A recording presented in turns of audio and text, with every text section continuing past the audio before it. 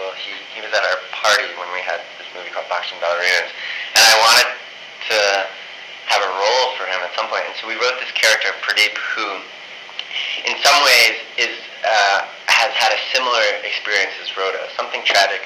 We don't want to spoon feed it, but something tragic has happened to him where he's been burdened with guilt, and he's going through the same sort of isolation. And as the other Earth comes closer and closer, and the idea of meeting oneself becomes more and more real, he goes through this literal obliteration of the senses. He does not want that experience. He can't confront himself, and so he gets rid of it, eliminates his vision and his hearing and any experiential way to confront the self he runs from. And so in a way, their two souls were connected because they found they were like-minded in their guilt.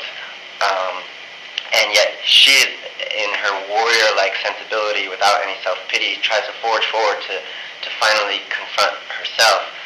And he can't bring himself to do that. And so in that moment, when she visits him and the only thing he has left is the tactile touch, she writes "forgive" on his hand.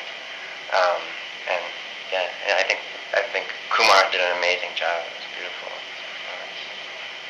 That was a beautiful scene. It was. Because you didn't expect it.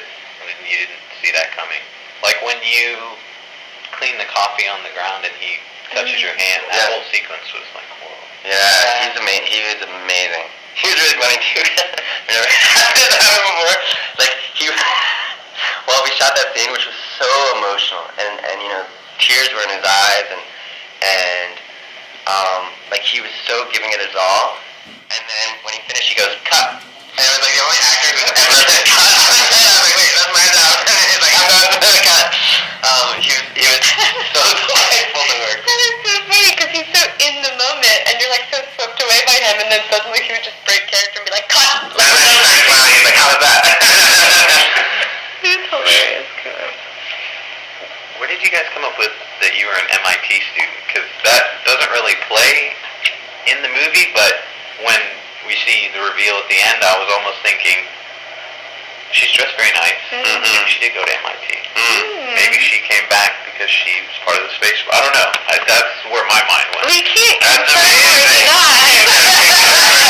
You can't steal the experience from other people to force their ideas, but you're onto something there. But the MIT, I think, thing was important in the beginning is this idea of a girl who is bright and ambitious and has so much of her life so solidly ahead of her, the next 4 years planned out, where you can just see her future, and she can see it too, and then all of a sudden, in an instant, it's just ripped away. And instead of spending 4 years at MIT, she spends the same 4 years in a prison cell, which is like the opposite of learning and growth and expansion. It's like this inward, slow starvation of the soul, so the extremes of going of a way in which your life can change in a moment, I think is overwhelming, and an interesting thing to think about in this film, the idea of second chances and alternate outcomes, and the way in which life surprises us. And what would you say to yourself if you met a version of you that was like the one you wanted to be?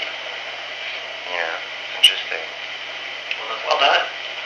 Thank you. Yeah, very good film.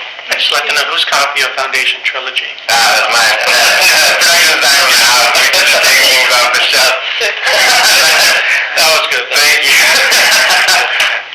Yeah, that was my childhood bedroom, actually. That was now her childhood bedroom. Oh, thank you for sharing your thoughts.